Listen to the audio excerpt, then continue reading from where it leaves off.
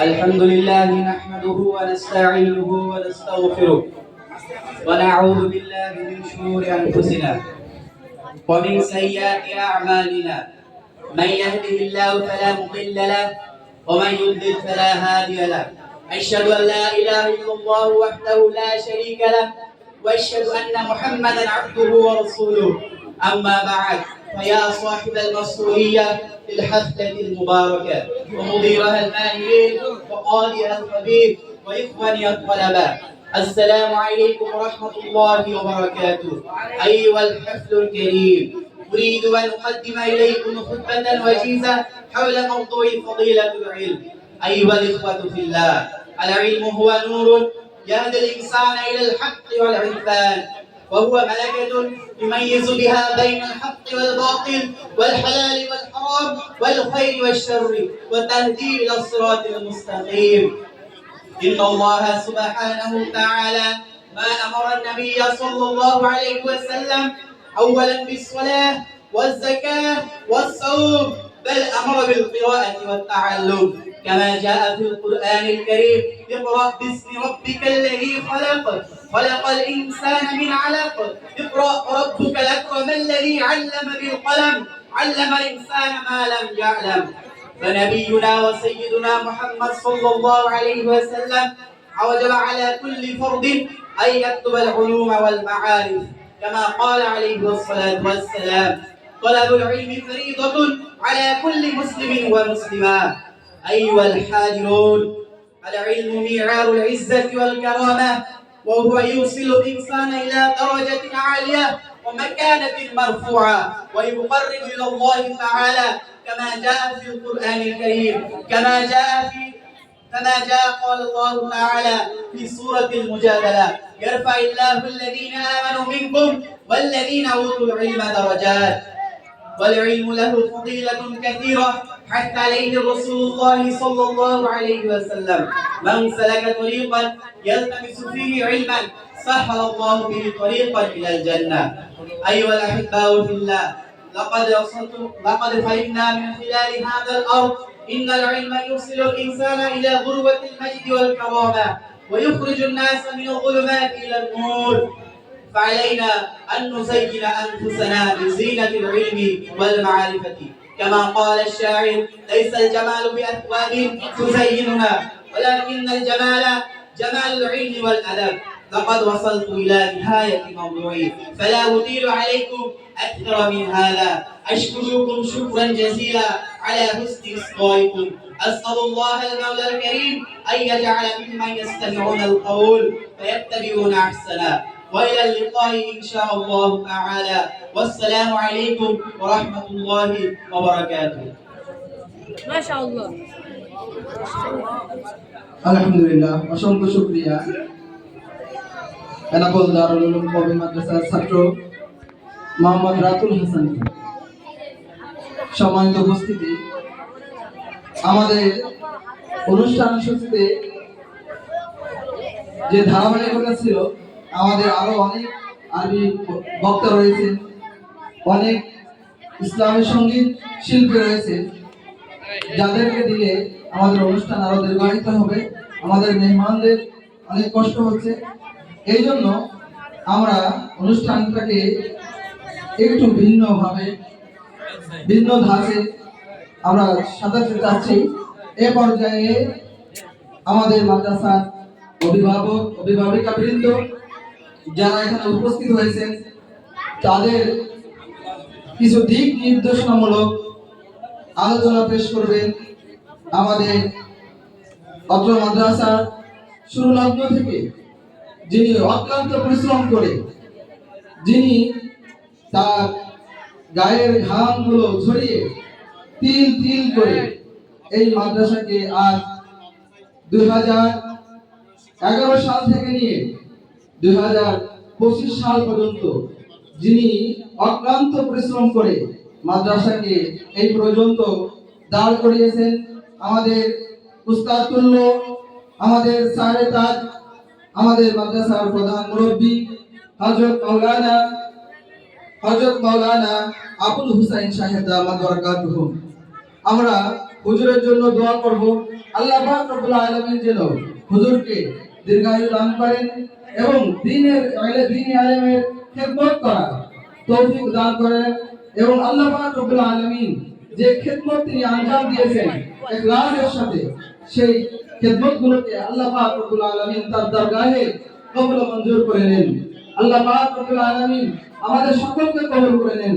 এই মাদ্রাসায় যারা শ্রম দিয়ে, অর্থ দিয়ে, যারা জমি দিয়ে আমাদেরকে এই পর্যন্ত সহযোগিতা করেছেন, যারা মাকবারায় পৌঁছে গিয়েছেন, তাদেরকে আল্লাহ পাক রব্বুল আলামিন জান্নাতের উঁচু মাকাম দান করে দেন এবং অনেকে অসুস্থ আছেন, তাদেরকে আল্লাহ পাক রব্বুল আলামিন সুস্থতার নিয়ামত দান করে দেন এবং মধ্যবর্তী যারা আমাদের মাদ্রাসার খেদমত করে যাচ্ছে, মাদ্রাসার কার্যকরী পরিষদ সহ উপদেষ্টা মণ্ডলী সহ শিক্ষক মণ্ডলী এবং যে সমস্ত অভিভাবকবৃন্দ সকলকে আল্লাহ পাক রব্বুল আলামিন দীর্ঘায়ু দান করুন, সুস্থতার নিয়ামত দান করুন, সুস্থতার সাথে আরো বেশি দ্বীনের খেদমত করা, দ্বীনের খেদমত আঞ্জাম দেওয়া তৌফিক দান করুন।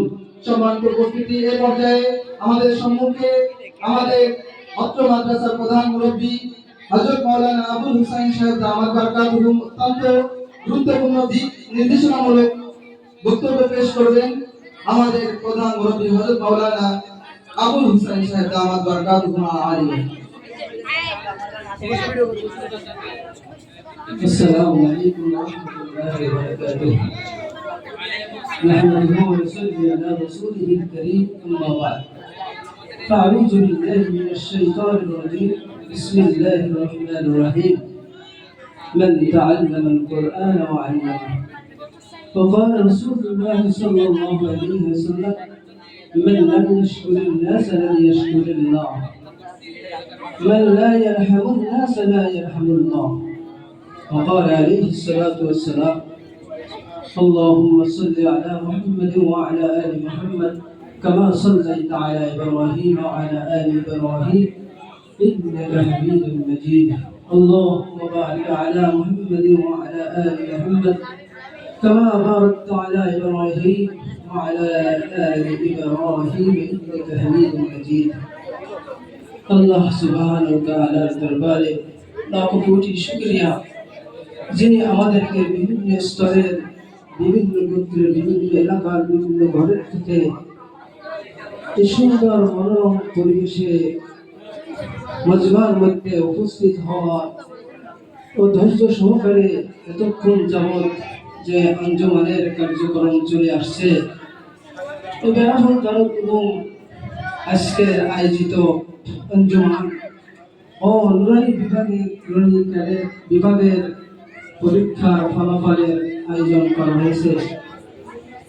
এতক্ষণ যাবৎ আলোচনা, দীর্ঘ আলোচনা হয়েছে, বক্তৃতা, কিরাত ও গজল পরিবেশন, এর ভিতরে ভুল ত্রুটির জন্য আল্লাহ তাআলার কাছে আমরা ক্ষমা প্রার্থনা করে এই অনুষ্ঠানকে আমরা সকলেই শুকরিয়ার হিসাবে আমরা জ্ঞাপন করে নেব যে বেনাপোলের ভিতরে এরকম একটা সুন্দর মনোরম পরিবেশের দ্বীনি মাদ্রাসা, দ্বীনি শিক্ষার একটা এখানে সুন্দরভাবে পরিবেশ গড়ে উঠতেছে। এটা শুকরিয়া, আল্লাহ তাআলার কাছে শুকরিয়া গ্রহণ করি।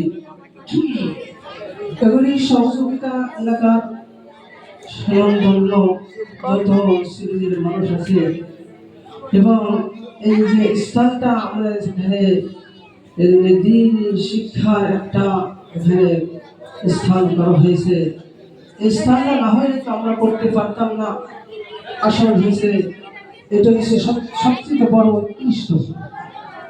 যারা জমি দান করেছেন তাদের একটা বিশাল বড় অবদান রয়েছে।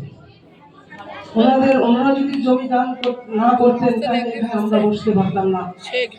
পাশাপাশি এরকমের ছেলেদের ইলমে দ্বীন শিক্ষা করার একটা পরিবেশ হইতো না।